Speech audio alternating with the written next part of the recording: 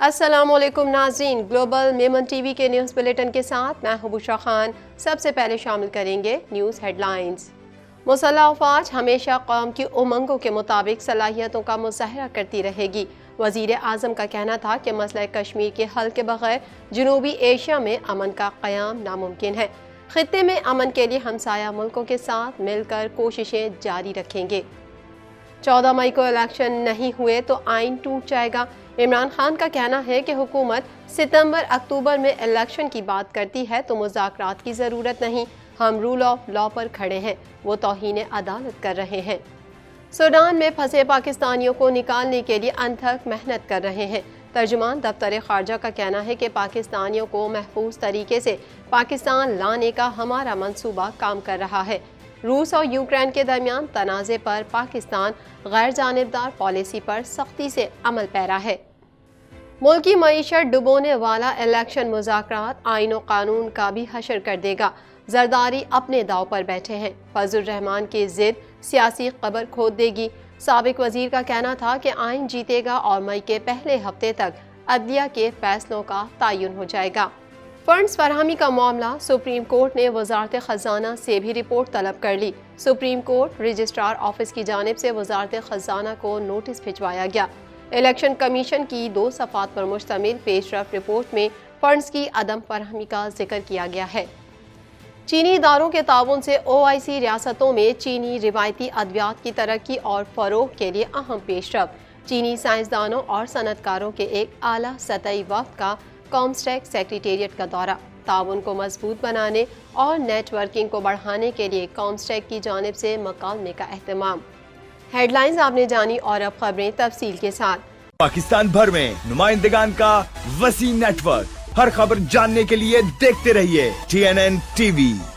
1.25 کروڑ کی آبادی پر مشتمل کراچی میٹروپولیٹن سٹی میں صحت کے حوالے سے ہسپتال تو بہت، لیکن فزیو تھراپی سینٹر نایاب ہیں۔ الحمدللہ ہم نے اس کمی کو پورا کرتے ہوئے گلستان جوہر میں زبیداس فزیو تھراپی سینٹر کا آغاز کر دیا ہے۔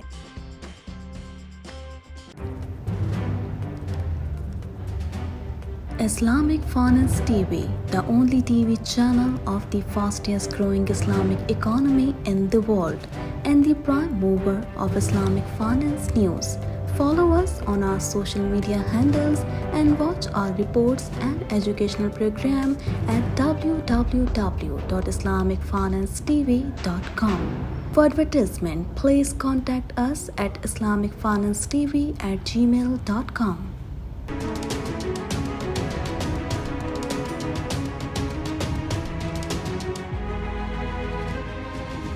وزیر اعظم شہباز شریف کا کہنا ہے کہ پاک فضائیہ نے کسی بھی چیلنج میں ملک کا نام روشن کیا۔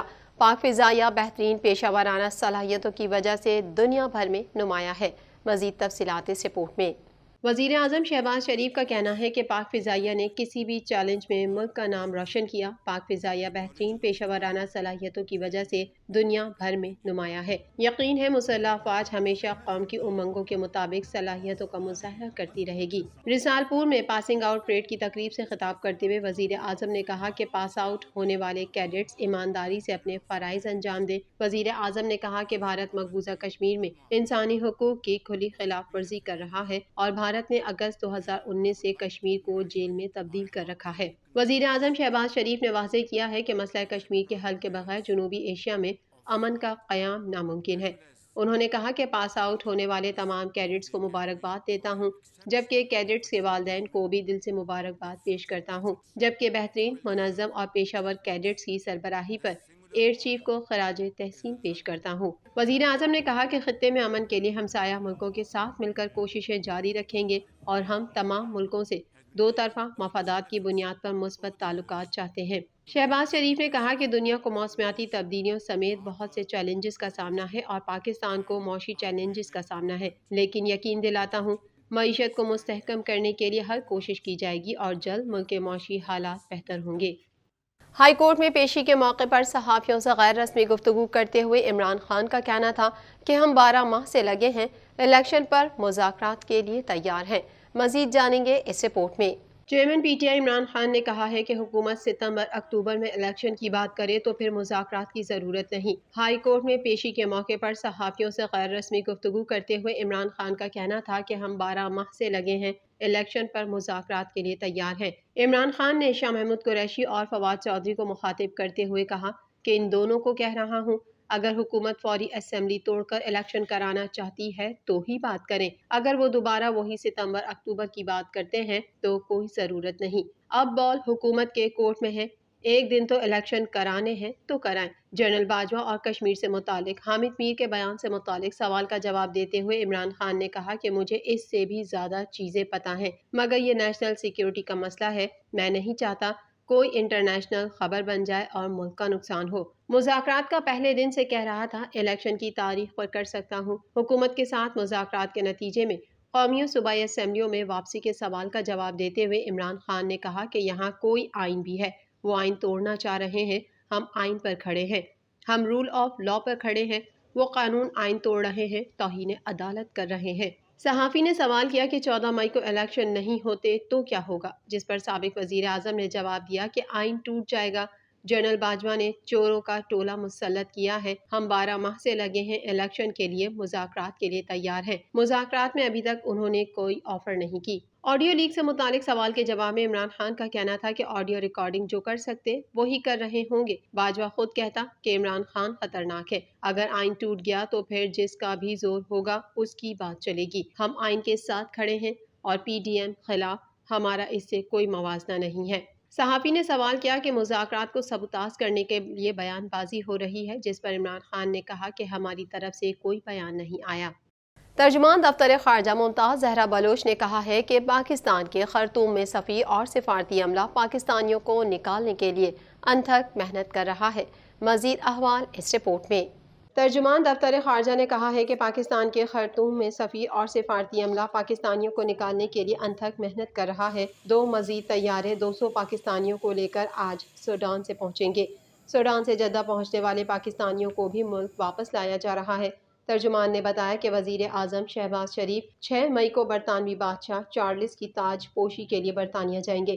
ہفتہ وار پریس بریفنگ کے دوران ترجمان دفتر خارجہ ممتاز زہرا بلوچ نے کہا کہ روس اور یوکرین کے درمیان تنازع پر پاکستان غیر جانبدار پالیسی پر سختی سے عمل پیرا ہے۔ ہم نے اس دوران کسی فریق کو اسلحہ فراہم نہیں کیا۔ اس تنازع سے قبل یوکرین سے قریبی دفاعی تعلقات رہے۔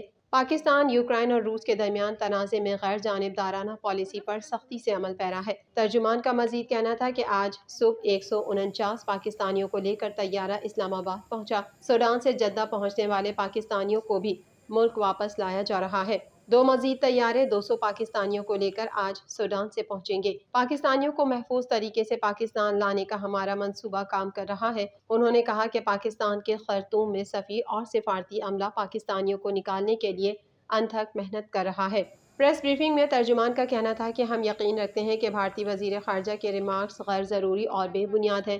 کمانڈر کلبھوشن یادو پاکستان میں دہشت گردی کی کارروائیوں میں ملوث پایا گیا اور گرفتار ہوا۔ کلبھوشن یادو کی گرفتاری پاکستان میں بھارتی دہشت گردی کا ثبوت ہے۔ بھارتی مقبوضہ کشمیر میں مظالم کا سلسلہ جاری ہے۔ سید شکیل یوسف اور سید شاہد یوسف نامی کشمیریوں کی پراپرٹیز قبضہ کر لی گئی ہیں۔ دونوں کشمیری پہلے ہی بھارت کی تحویل میں ہیں۔ پاکستان دہشت گردی کا متاثرہ ملک رہا ہے۔ ہمارے پاس بھارت کی طرف سے پاکستان میں دہشت گردی میں ملوث ہونے کے ثبوت ہیں۔ سربراہ عوامی مسلم لیگ اور سابق وفاقی وزیر داخلہ شیخ رشید احمد نے کہا ہے کہ جس ڈار نے ملک کی معیشت کو ڈبویا وہ الیکشن مذاکرات، آئین و قانون کا بھی حشر کر دے گا۔ مزید تفصیلات اس رپورٹ میں۔ سماجی رابطے کی ویب سائٹ ٹویٹر پر شیخ رشید احمد نے لکھا کہ مذاکرات کی کمیٹی نے صرف اسمبلیوں کے ٹوٹنے اور الیکشن کی تاریخ طے کرنی ہے۔ ایک سال میں جو الیکشن کی طرف نہیں آئے وہ 3 دن میں کیسے آئیں گے؟ آصف زرداری اپنے داؤ پر بیٹھے ہیں، فضل الرحمان کی ضد سیاسی قبر کھود دے گی۔ سابق وزیر کا کہنا تھا کہ آئین جیتے گا اور مئی کے پہلے ہفتے تک عدلیہ کے فیصلوں کا تعین ہو جائے گا۔ پارلیمنٹ میں سپریم کورٹ کے ججز کے خلاف نازیبا زبان استعمال کرنا آئین شکنی اور سیاسی موت کو دعوت دینے کے مترادف ہے۔ الیکشن ہوگر رہیں گے، آئین و قانون کی بالادستی قائم ہوگی۔ انہوں نے کہا کہ مذاکرات کی ناکامی الیکشن کے تاخیری حربے ان کی بدنیتی ثابت کر دیں گے۔ حکومت کی کھسیانی بلی کھمبا نوچ رہی ہے، خلف کے ساتھ ہی سپریم کورٹ کے 3 ججز کو ماننے سے انکار کر دیا۔ سربراہ عوامی مسلم لیگ کا کہنا تھا کہ جو وزیر اعظم عدلیہ کے حکم کو نہ مانے اس وزیر اعظم کے اعتماد کے ووٹ کی کوئی قانونی حیثیت نہیں، یہ سول نافرمانی کی شروعات ہے۔ جب عدلیہ کے فیصلوں کا احترام نہیں ہوگا تو حکومت کے فیصلوں کو بھی عوام نہیں مانیں گے۔ سپریم کورٹ نے پنجاب میں انتخابات کے لیے فنڈز کی فراہمی کے معاملے پر وزارت خزانہ سے رپورٹ طلب کر دی ہے۔ مزید جانیں گے اس رپورٹ میں۔ سپریم کورٹ رجسٹرار آفس کی جانب سے وزارت خزانہ کو نوٹس بھجوا دیا گیا ہے۔ عدالت کے خصوصی میسیجز نے نوٹس وزارت خزانہ کو بھجوایا ہے۔ ذرائع کے مطابق عدالتی نوٹس پر وزارت خزانہ کی رپورٹ تاحال رجسٹرار آفس سپریم کورٹ نہیں پہنچی، جس پر عدالت کی جانب سے نوٹس بھیجا گیا ہے۔ قبل ازیں الیکشن کمیشن کی جانب سے فنڈز فراہمی سے متعلق رپورٹ سپریم کورٹ میں جمع کروا دی گئی۔ ذرائع کے مطابق انتخابات کے لیے فنڈز کے اجرا سے متعلق رپورٹ الیکشن کمیشن نے سپریم کورٹ میں جمع کروائی۔ الیکشن کمیشن کے 2 صفحات پر مشتمل پیش رفت رپورٹ میں فنڈز کی عدم فراہمی کا ذکر کیا گیا ہے۔ واضح رہے کہ سپریم کورٹ نے فنڈز سے متعلق رپورٹ کے لیے سیکریٹری الیکشن کمیشن کو نوٹس جاری کیا تھا، جس میں پنجاب اور خیبر پختونخوا کے الیکشن کے حوالے سے فنڈز ملنے یا نہ ملنے کے حوالے سے آگاہ کرنے کی ہدایت کی گئی تھی۔ عدالتی نوٹس پر الیکشن کمیشن کی جانب سے سپریم کورٹ کو آگاہ کیا گیا کہ انتخابات کے لیے فنڈز نہیں مل سکے۔ چینی سائنسدانوں اور صنعت کاروں کے ایک اعلیٰ سطحی وفد نے کامسٹیک سیکریٹریٹ کا دورہ کیا۔ مزید احوال اس رپورٹ میں۔